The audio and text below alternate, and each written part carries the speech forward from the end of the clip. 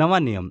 ਜੇ ਤੁਸੀਂ ਬਾਈਬਲ ਨੂੰ ਇਸ ਦੇ ਵਿਸ਼ਾ ਸੂਚੀ ਲਈ ਖੋਲਦੇ ਹੋ ਤਾਂ ਤੁਸੀਂ ਵੇਖੋਗੇ ਕਿ ਇਹ ਦੋ ਵੱਡੇ ਸੰਗ੍ਰਹਿਾਂ ਤੋਂ ਬਣੀ ਹੈ, ਪੁਰਾਣਾ ਨੇਮ ਅਤੇ ਨਵਾਂ ਨੇਮ। ਨੇਮ ਸ਼ਬਦ ਕਿਸੇ ਇਕਰਾਰ ਦੀ ਸਾਂਝੇਦਾਰੀ ਨੂੰ ਦਰਸਾਉਂਦਾ ਹੈ ਅਤੇ ਇਹ ਦੋਵੇਂ ਸੰਗ੍ਰਹਿ ਇਸੇ ਦੇ ਬਾਰੇ ਹਨ। ਇਹ ਇਸਰਾਏਲ ਅਤੇ ਮਨੁੱਖਤਾ ਦੇ ਨਾਲ ਪਰਮੇਸ਼ਵਰ ਦੇ ਇਕਰਾਰ ਦੀ ਸਾਂਝੇਦਾਰੀ ਦੀ ਇੱਕ ਮਹਾਨ ਅਤੇ ਗੁੰਝਲਦਾਰ ਕਹਾਣੀ ਦੱਸਦੇ ਹਨ। ਪੁਰਾਣੇ ਨੇਮ ਨੂੰ ਯਹੂਦੀ ਪਰੰਪਰਾ ਵਿੱਚ ਤੈਨਾਕ ਕਿਹਾ ਜਾਂਦਾ ਹੈ। ਇਹ ਇਸਰਾਏਲ ਦੀ 39 ਲਿਖਤਾਂ ਦੇ ਇਕੱਠ ਦੀ ਪੋਥੀਆਂ ਦਾ ਸੰਗ੍ਰਹਿ ਹੈ। ਇਸ ਦੇ ਉਲਟ ਨਵੇਂ ਨੇਮ ਦੀਆਂ 27 ਕਿਤਾਬਾਂ ਬਸ 30 ਤੋਂ 40 ਸਾਲਾਂ ਦੇ ਸਮੇਂ ਅੰਦਰ ਹੋਂਦ ਵਿੱਚ ਆਈਆਂ। ਇਹਨਾਂ ਸਭਨਾਂ ਨੂੰ ਯਿਸੂ ਦੀ ਪਹਿਲੀ ਸਦੀ ਦੇ ਚੇਲਿਆਂ ਦੁਆਰਾ ਲਿਖਿਆ ਗਿਆ ਸੀ। ਮੁੱਢਲੇ ਸਮੇਂ ਤੋਂ ਮਸੀਹੀ ਭਾਈਚਾਰੇ ਨੇ ਇਹਨਾਂ ਲਿਖਤਾਂ ਨੂੰ ਇਕੱਠਾ ਕਰਨਾ, ਇਹਨਾਂ ਨੂੰ ਪੁਰਾਣੇ ਨੇਮ ਦੇ ਨਾਲ-ਨਾਲ ਇੱਕ ਏਕਤਾ ਦੀ ਕਹਾਣੀ ਵਜੋਂ ਪੜ੍ਹਨਾ ਸ਼ੁਰੂ ਕੀਤਾ ਜੋ ਯਿਸੂ ਵੱਲ ਅਗਵਾਈ ਕਰਦੀ ਹੈ। ਨਵਾਂ ਨੇਮ 4 ਬਿਰਤਾਂਤਾਂ ਦੀਆਂ ਕਿਤਾਬਾਂ ਨਾਲ ਸ਼ੁਰੂ ਹੁੰਦਾ ਹੈ ਜਿਨ੍ਹਾਂ ਨੂੰ ਸ਼ੁਭ ਸਮਾਚਾਰ ਕਿਹਾ ਜਾਂਦਾ ਹੈ। ਇਹ ਸਾਰੀਆਂ ਨਾਸਰਤ ਦੇ ਯਿਸੂ ਦੇ ਜੀਵਨ, ਮੌਤ ਅਤੇ ਜੀ ਉੱਠਣ ਦੀ ਕਹਾਣੀ ਨੂੰ ਖੁਸ਼ਖਬਰੀ ਦੀ ਘੋਸ਼ਣਾ ਵਜੋਂ ਦੱਸਦੀਆਂ ਹਨ। ਇਹਨਾਂ ਤੋਂ ਬਾਅਦ ਬਿਰਤਾਂਤਾਂ ਦਾ 5ਵਾਂ ਕੰਮ ਆਉਂਦਾ ਹੈ ਜਿਨ੍ਹਾਂ ਨੂੰ ਰਸੂਲਾਂ ਦੇ ਕਰਤੱਵ ਕਿਹਾ ਜਾਂਦਾ ਹੈ।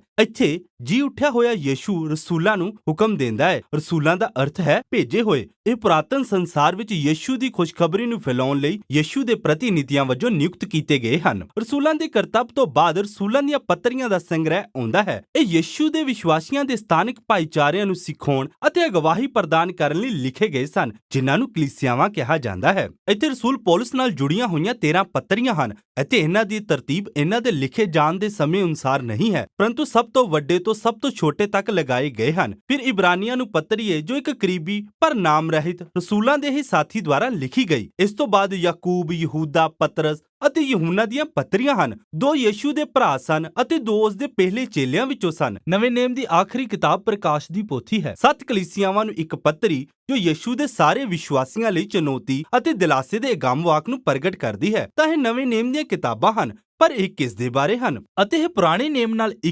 ਇੱਕਸਾਰ ਕਹਾਣੀ ਬਣਾਉਣ ਲਈ ਕਿਵੇਂ ਜੁੜੀਆਂ ਹੋਈਆਂ ਹਨ? ਇਸ ਨੂੰ ਇਸ ਤਰੀਕੇ ਨਾਲ ਸੋਚੋ, ਬਾਈਬਲ ਬਹੁ ਅਦੋਲਨਾ ਜਾਂ ਕੰਮਾਂ ਵਾਲਾ ਇੱਕ ਲੰਮਾ ਮਹਾਕਾਵ ਹੈ। ਪੁਰਾਣਾ ਨੇਮ ਉਹਨਾਂ ਕੰਮਾਂ ਦੀ ਪਹਿਲੀ ਲੜੀ ਦਾ ਵਰਣਨ ਕਰਦਾ ਹੈ ਅਤੇ ਉਹ ਸਭ ਕੁਝ ਦਿੰਦਾ ਹੈ ਜੋ ਤੁਹਾਨੂੰ ਕਹਾਣੀ ਨੂੰ ਸਮਝਣ ਲਈ ਜ਼ਰੂਰੀ ਹੁੰਦਾ ਹੈ। ਕੇਂਦਰੀ ਵਿਸ਼ੇ ਅਤੇ ਸਾਜ਼ਿਸ਼ੀ ਝਗੜੇ ਬਨਾਵਟੀ ਤਰੀਕਿਆਂ ਵਿੱਚ ਲੜੀਬੰਦ ਕੀਤੇ ਗਏ ਹਨ ਅਤੇ ਨਵੇਂ ਨੇਮ ਵਿੱਚ ਇਹਨਾਂ ਸਭਨਾਂ ਨੂੰ ਉਠਾ ਲਿਆ ਗਿਆ ਹੈ ਅਤੇ ਯਿਸੂ ਵਿੱਚ ਕਹਾਣੀ ਦੇ ਅੰਤ ਤੱਕ ਵਧਾਇਆ ਗਿਆ ਹੈ। ਮੈਂ ਤੁਹਾਨੂੰ ਦੱਸਦਾ ਹਾਂ ਕਿ ਮੇਰਾ ਕੀ ਭਾਵ ਹੈ। ਪਹਿਲਾ ਕੰਮ ਪਰਮੇਸ਼ਵਰ ਅਤੇ ਸਾਰੀ ਮਨੁੱਖਤਾ ਦੇ ਬਾਰੇ ਹੈ। ਪਰਮੇਸ਼ਵਰ ਉਹਨਾਂ ਮਨੁੱਖਾਂ ਲਈ ਇੱਕ ਸ਼ਾਨਦਾਰ ਬਾਗ ਪ੍ਰਦਾਨ ਕਰਦਾ ਹੈ ਜੋ ਸੰਸਾਰ ਤੇ ਰਾਜ ਕਰਨ ਵਿੱਚ ਪਰਮੇਸ਼ਵਰ ਦੇ ਭਾਗੀਦਾਰ ਹੋਣ ਲਈ ਬਣਾਏ ਗਏ ਹਨ। ਪਰ ਮਨੁੱਖ ਮੂਰਖ ਹਨ ਅਤੇ ਉਹ ਇੱਕ ਹਨੇਰੇ ਦੇ ਪਰਤਾਵੇ ਵਿੱਚ ਪਾਏ ਜਾਂਦੇ ਹਨ ਅਤੇ ਪਰਮੇਸ਼ਵਰ ਦੀ ਬੁੱਧ ਦੇ ਵਿਰੁੱਧ ਬਗਾਵਤ ਕਰਦੇ ਹਨ। ਇਸ ਲਈ ਉਹ ਇੱਕ ਉਜਾੜ ਵਿੱਚ ਗੁਲਾਮ ਬਣ ਗਏ ਜਿੱਥੇ ਉਹ ਇੱਕ ਦੂਜੇ ਨੂੰ ਮਾਰਨਾ ਸ਼ੁਰੂ ਕਰ ਦਿੰਦੇ ਹਨ। ਉਹ ਅਜਿਹੇ ਸ਼ਹਿਰਾਂ ਦਾ ਨਿਰਮਾਣ ਕਰਦੇ ਹਨ ਜੋ ਉਹਨਾਂ ਦੇ ਸਵਾਰਥ ਅਤੇ ਜ਼ੁਲਮ ਨੂੰ ਫੈਲਾਉਂਦੇ ਹਨ ਅਤੇ ਵੱਡੇ ਮਾੜੇ ਸ਼ਹਿਰ ਬਾਬਲ ਵੱਲ ਲੈ ਜਾਂਦੇ ਹਨ। ਪਰ ਪਰਮੇਸ਼ਵਰ ਸੰਸਾਰ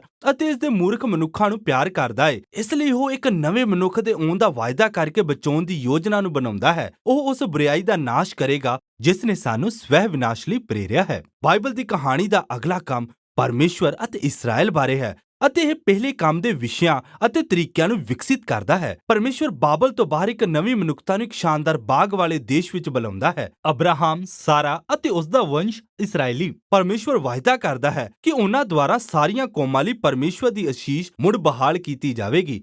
ਯਕੀਨਨ ਇਹ ਉਹ ਨਵੇਂ ਮਨੁੱਖ ਹਨ ਜਿਨ੍ਹਾਂ ਦੀ ਅਸੀਂ ਉਡੀਕ ਕਰ ਰਹੇ ਸੀ, ਪਰ ਇਸਰਾਏਲੀ ਆਪਣੇ ਹਿੰਸਕ ਸ਼ਹਿਰਾਂ ਦਾ ਨਿਰਮਾਣ ਕਰਕੇ ਮਨੁੱਖਤਾ ਦੁਆਰਾ ਪਰਮੇਸ਼ਵਰ ਵਿਰੁੱਧ ਬਗਾਵਤ ਨੂੰ ਦੁਹਰਾਉਂਦੇ ਹਨ ਜੋ ਸਵੈ ਵਿਨਾਸ਼ ਅਤੇ ਬਾਬਲ ਵਿੱਚ ਇੱਕ ਹੋਰ ਗੁਲਾਮੀ ਵੱਲ ਲੈ ਜਾਂਦੇ ਹਨ। ਪਰ ਪਰਮੇਸ਼ਵਰ ਆਪਣਾ ਵਾਅਦਾ ਕਾਇਮ ਰੱਖਦਾ ਹੈ ਕਿ ਨਵਾਂ ਮਨੁੱਖ ਅਬਰਾਹਮ ਦੇ ਵੰਸ਼ ਵਿੱਚੋਂ ਆਵੇਗਾ। ਇਹ ਇੱਕ ਜਾਜਕ ਰਾਜਾ ਹੋਵੇਗਾ ਜਿਸ ਨੂੰ ਹੁਣ ਸੰਸਾਰ ਨੂੰ ਪਰਮੇਸ਼ਵਰ ਦੀ ਅਸੀਸ ਬਹਾਲ ਕਰਨ ਲਈ ਇਸਰਾਏਲ ਅਤੇ ਮਨੁੱਖਤਾ ਦੋਨਾਂ ਨੂੰ ਬਾਬਲ ਤੋਂ ਬਚਾਉਣਾ ਪਵੇਗਾ। ਹੁਣ ਧਿਆਨ ਦਿਓ ਕਿ ਇਹ ਦੋਵੇਂ ਕੰਮ ਇੱਕੋ ਤਰੀਕੇ ਦੇ ਅਨੁਸਾਰ ਕਿਵੇਂ ਤਿਆਰ ਕੀਤੇ ਗਏ ਹਨ। ਦੂਜਾ ਕੰਮ ਲੰਬਾ ਅਤੇ ਪਹਿਲੇ ਦਾ ਵਧੇਰੇ ਹਿੰਸਕ ਰੂਪ ਹੈ ਅਤੇ ਉਹ ਮਿਲ ਕੇ ਦੁਖਦਾਈ ਮਨੁੱਖੀ ਸਥਿਤੀ ਦਾ ਪਤਾ ਲਗਾਉਂਦੇ ਹਨ, ਪਰ ਉਹ ਪਰਮੇਸ਼ਵਰ ਦੇ ਵਾਅਦੇ ਨੂੰ ਵੀ ਉਜਾਗਰ ਕਰਦੇ ਹਨ ਜੋ ਅਗਲੇ ਕੰਮ ਵਿੱਚ ਵਧੇਰੇ ਵਿਕਸਿਤ ਹੋਇਆ ਹੈ। ਪੁਰਾਣੇ ਨੇਮ ਦੇ ਨਬੀ ਅਤੇ ਕਵੀ ਨਬੀਆਂ ਨੇ ਇਸਰਾਏਲ ਤੇ ਸਾਰੀਆਂ ਕੌਮਾਂ ਨੂੰ ਉਹਨਾਂ ਦੀ ਬੁਰਾਈ ਲਈ ਦੋਸ਼ੀ ਠਹਿਰਾਇਆ ਅਤੇ ਉਹਨਾਂ ਨੇ ਐਲਾਨ ਕੀਤਾ ਕਿ ਇੱਕ ਦਿਨ ਪਰਮੇਸ਼ਵਰ ਖੁਦ ਪ੍ਰਭੂ ਦੇ ਦਿਨ ਨੂੰ ਲਿਆਉਣ ਅਤੇ ਆਪਣੇ ਸੰਸਾਰ ਨੂੰ ਬਾਬਲ ਤੋਂ ਬਚਾਉਣ ਲਈ ਆਵੇਗਾ। ਉਹ ਅਜਿਹਾ ਇੱਕ ਵਾਅਦਾ ਕੀਤੇ ਹੋਏ ਸ਼ਾਹੀ ਜਾਜਕ ਦੁਆਰਾ ਕਰੇਗਾ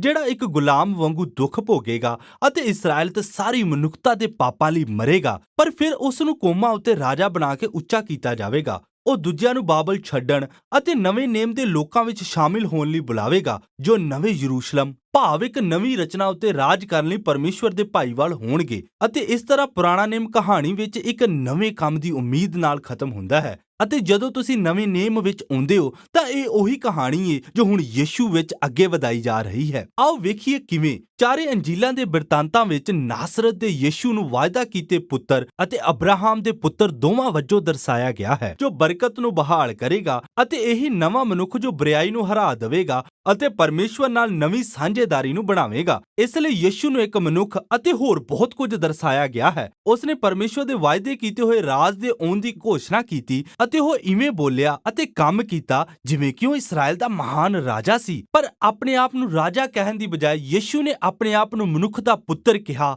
ਭਾਵ ਕਿ ਉਹ ਮਨੁੱਖ ਜੋ ਇੱਕ ਸੇਵਕ ਵਾਂਗ ਕੰਮ ਕਰੇਗਾ। ਅੰਜੀਲਾਂ ਇਹ ਦਾਅਵਾ ਕਰ ਰਹੀਆਂ ਹਨ ਕਿ ਯਿਸੂ ਵਿੱਚ ਇਸਰਾਇਲ ਦਾ ਪਰਮੇਸ਼ਵਰ ਇੱਕ ਵਫਾਦਾਰ ਇਸਰਾਇਲੀ ਅਤੇ ਸੱਚਾ ਮਨੁੱਖ ਬਣ ਗਿਆ ਹੈ, ਜਿਸ ਲਈ ਸਾਨੂੰ ਬਣਾਇਆ ਗਿਆ ਹੈ, ਪਰ ਅਸੀਂ ਅਸਫਲ ਹੋ ਗਏ ਹਾਂ। ਯਿਸੂ ਦਾ ਟੀਚਾ ਉਸ ਹਨੇਰੇ ਦੀ ਬੁਰਾਈ ਦਾ ਸਾਹਮਣਾ ਕਰਨਾ ਸੀ, ਜੋ ਮਨੁੱਖਤਾ ਜਿਸ ਬੁਰਾਈ ਦੇ ਹੇਠਾਂ ਹੈ, ਜੋ ਸਾਨੂੰ ਸਵਾਰਥ, ਹਿੰਸਾ ਅਤੇ ਮੌਤ ਵੱਲ ਲੈ ਜਾਂਦੀ ਹੈ। ਪਰ ਤੁਸੀਂ ਇਸ ਕਿਸਮ ਦੀ ਬੁਰਾਈ ਨੂੰ ਕਿਵੇਂ ਹਰਾਉਂਦੇ ਹੋ? ਅੰਜੀਲਾਂ ਵਿੱਚ ਹੈਰਾਨੀਜਨਕ ਉੱਤਰ ਇਹ ਹੈ ਕਿ ਯਿਸੂ ਨੇ ਸਾਡੀ ਬੁਰਾਈ ਨੂੰ ਉਸ ਦੇ ਵਿਰੋਧਪਾਸੀ ਤਖਤ ਸਲੀਬ ਤੇ ਆਪਣੇ ਆਪ ਨੂੰ ਮਾਰਨ ਦੀ ਮਨਜ਼ੂਰੀ ਦੇ ਕੇ ਹਰਾ ਦਿੱਤਾ, ਜਿੱਥੇ ਯਿਸੂ ਮਨੁੱਖਤਾ ਦੀ ਬੁਰਾਈ ਅਤੇ ਪਾਪਾਂ ਲਈ ਮਰਿਆ। ਅਤੇ ਇਹ ਉਹ ਥਾਂ ਹੈ ਜਿੱਥੇ ਉਸਨੇ ਆਪਣੀ ਸਿੱਖਿਆ ਨੂੰ ਪੂਰਾ ਕੀਤਾ। ਅਹਿੰਸਾ, ਮੁਆਫੀ ਅਤੇ ਨਿਰਸਵਾਰਥ ਸੰਸਾਰ ਦੀਆਂ ਸਭ ਤੋਂ ਸ਼ਕਤੀਸ਼ਾਲੀ ਚੀਜ਼ਾਂ ਹਨ। ਅਤੇ ਕਿਉਂਕਿ ਆਪਣੇ ਸੰਸਾਰ ਲਈ ਪਰਮੇਸ਼ਵਰ ਦਾ ਪਿਆਰ ਬੁਰਾਈ ਜਾਂ ਮੌਤ ਨਾਲੋਂ ਮਜ਼ਬੂਤ ਹੈ, ਯਿਸੂ ਨੂੰ ਇੱਕ ਨਵੀਂ ਮਨੁੱਖਤਾ ਦੇ ਨਮੂਨੇ ਵਜੋਂ ਨਵੇਂ ਜੀਵਨ ਵਿੱਚ ਜਵਾਲਿਆ ਗਿਆ ਸੀ। ਅਤੇ ਇਹ ਸਾਨੂੰ ਰਸੂਲਾਂ ਦੇ ਕਰਤੱਵ ਦੀ ਕਹਾਣੀ ਵੱਲ ਲਿਆਉਂਦਾ ਹੈ।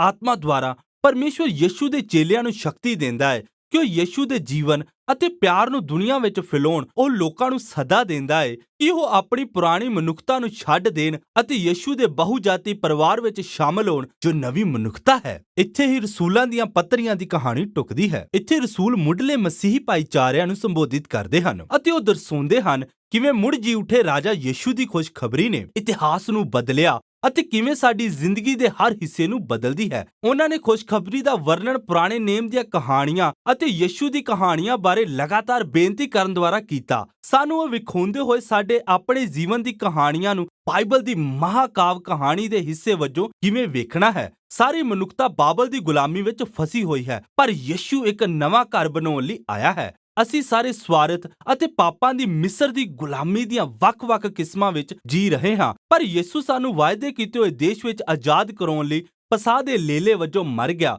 ਸਾਡੀ ਪੁਰਾਣੀ ਮਨੁੱਖਤਾ ਮੌਤ ਦੀ ਮਿੱਟੀ ਨਾਲ ਜੁੜੀ ਹੋਈ ਹੈ, ਪਰ ਯਿਸੂ ਦੇ ਜੀ ਉੱਠਣ ਨੇ ਇੱਕ ਨਵੀਂ ਮਨੁੱਖਤਾ ਲਈ ਇੱਕ ਨਵਾਂ ਭਵਿੱਖ ਖੋਲ ਦਿੱਤਾ ਹੈ। ਅਸੀਂ ਇੱਥੇ ਬੁਰਾਈ ਦੇ ਯੁੱਗ ਵਿੱਚ ਰਹਿੰਦੇ ਹਾਂ, ਪਰ ਯਿਸੂ ਅਤੇ ਆਤਮਾ ਦੁਆਰਾ ਹੁਣ ਇੱਥੇ ਇੱਕ ਨਵੀਂ ਰਚਨਾ ਸ਼ੁਰੂ ਹੋ ਗਈ ਹੈ ਅਤੇ ਇਹ ਸਾਨੂੰ ਪ੍ਰਕਾਸ਼ ਦੀ ਪੋਥੀ ਵੱਲ ਲੈ ਜਾਂਦਾ ਹੈ, ਜਿੱਥੇ ਪੂਰੀ ਬਾਈਬਲ ਦੀ ਕਹਾਣੀ ਸ਼ਕਤੀਸ਼ਾਲੀ ਪ੍ਰਤੀਕ ਅਤੇ ਕਲਪਨਾ ਦੇ ਨਾਲ ਮਿਲਦੀ ਹੈ। ਯਿਸੂ ਨੂੰ ਘਾਤ ਕੀਤੇ ਹੋਏ ਲਹੂ ਲੁਹਾਨ ਲੇਲੇ ਵਜੋਂ ਦਰਸਾਇਆ ਗਿਆ ਹੈ, ਜਿਸ ਨੂੰ ਵਿਸ਼ਵ ਦੇ ਮਹਾਨ ਰਾਜੇ ਵਜੋਂ ਉੱਚਾ ਕੀਤਾ ਜਾਂਦਾ ਹੈ। ਉਹ ਆਪਣੇ ਲੋਕਾਂ ਨੂੰ ਬਾਬਲ ਦੀ ਗੁਲਾਮੀ ਤੋਂ ਬਾਹਰ ਲੈ ਕੇ ਆ ਰਿਹਾ ਹੈ ਅਤੇ ਜਦੋਂ ਉਹ ਬਾਬਲ ਦੇ ਪ੍ਰਭਾਵ ਦਾ ਵਿਰੋਧ ਕਰਦੇ ਹਨ, ਉਹਨਾਂ ਨੂੰ ਵੀ ਆਪਣੇ ਮਾਰੇ ਗਏ ਅਗੂਏ ਦੇ ਨਾਲ ਦੁੱਖ ਸਹਿਣਾ ਪੈ ਸਕਦਾ ਹੈ। ਪਰ ਜਦੋਂ ਤੁਸੀਂ ਜੀ ਉਠੇ ਰਾਜੇ ਦੇ ਪਿੱਛੇ ਚੱਲਦੇ ਹੋ ਤਾਂ ਮੌਤ ਵੀ ਨਵੀਂ ਸ੍ਰਿਸ਼ਟੀ ਦੇ ਸਵੇਰ ਨੂੰ ਨਹੀਂ ਰੋਕ ਸਕਦੀ, ਜਿਸ ਨੂੰ ਇੱਥੇ ਇੱਕ ਨਵੇਂ ਯਰੂਸ਼ਲਮ ਦੇ ਬਾਗ ਮੰਦਰ ਵਜੋਂ ਦਰਸਾਇਆ ਗਿਆ ਹੈ, ਜੋ ਲੰਬੀ ਗੁਲਾਮੀ ਤੋਂ ਬਾਅਦ ਮਨੁੱਖਤਾ ਦਾ ਅਸਲ ਘਰ ਹੈ। ਅਤੇ ਇਸ ਤਰ੍ਹਾਂ ਬਾਈਬਲ ਦੇ ਆਖਰੀ ਪੰਨੇ ਉੱਤੇ ਸਵਰਗ ਅਤੇ ਧਰਤੀ ਨੂੰ ਫਿਰ ਤੋਂ ਮਿਲਾਇਆ ਜਾਂਦਾ ਹੈ ਅਤੇ ਨਵੇਂ ਮਨੁੱਖ ਬਾਈਬਲ ਦੇ ਪਹਿਲੇ ਪੰਨੇ ਤੇ ਨਿਰਧਾਰਿਤ ਕੰਮ ਨੂੰ ਸ਼ੁਰੂ ਕਰਦੇ ਹਨ, ਜੋ ਪਰਮੇਸ਼ਵਰ ਦੀ ਸ਼ਕਤੀ ਅਤੇ ਪਿਆਰ ਵਿੱਚ ਮਿਲ ਕੇ ਰਾਜ ਕਰਨਾ ਹੈ। ਨਵਾਂ ਨੇਮ ਦਸਤਾਵੇਜ਼ਾਂ ਦਾ ਇੱਕ ਸ਼ਾਨਦਾਰ ਸੰਗ੍ਰਹਿ ਹੈ। ਉਹ ਰਸੂਲਾਂ ਦੀ ਗਵਾਹੀ ਨੂੰ ਦਰਸਾਉਂਦੇ ਹਨ, ਜੋ ਸਾਨੂੰ ਜੀ ਉਠੇ ਯਿਸੂ ਬਾਰੇ ਦੱਸਦੀ ਹੈ ਅਤੇ ਪਰਮੇਸ਼ਵਰ ਦੇ ਆਤਮਾ ਦੁਆਰਾ ਇਹ ਮਨੁੱਖੀ ਸ਼ਬਦ ਪਹਿਲੀ ਸਦੀ ਤੋਂ ਲੈ ਕੇ 20ਵੀਂ ਸਦੀ ਤੱਕ ਉਮੀਦ ਦੇ ਮਹਾਨ ਸ਼ਬਦ ਨੂੰ ਬੋਲਦੇ ਰਹੇ ਹਨ। ਹਰ ਕਿਤਾਬ ਦਰਸਾਉਂਦੀ ਹੈ ਕਿ ਕਿਵੇਂ ਪਰਮੇਸ਼ਵਰ ਯਿਸੂ ਅਤੇ ਆਤਮਾ ਦੁਆਰਾ ਸਾਡੀ ਦੁਨੀਆ ਨੂੰ ਇੱਕ ਨਵੀਂ ਸ੍ਰਿਸ਼ਟੀ ਦੇ ਆਪਣੇ ਅੰਤਮ ਟੀਚੇ ਵੱਲ ਲੈ ਜਾ ਰਿਹਾ ਹੈ ਅਤੇ ਇਸ ਕਹਾਣੀ ਦਾ ਅੰਤ ਸੱਚਮੁੱਚ ਇੱਕ ਨਵੀਂ ਕਹਾਣੀ ਦੀ ਸ਼ੁਰੂਆਤ ਹੈ, ਜੋ ਅਜੇ ਦੱਸੀ ਜਾਣੀ ਬਾਕੀ ਹੈ ਅਤੇ ਨਵਾਂ ਨੇਮ ਇਸੇ ਸਭ ਦੇ ਬਾਰੇ ਹੈ।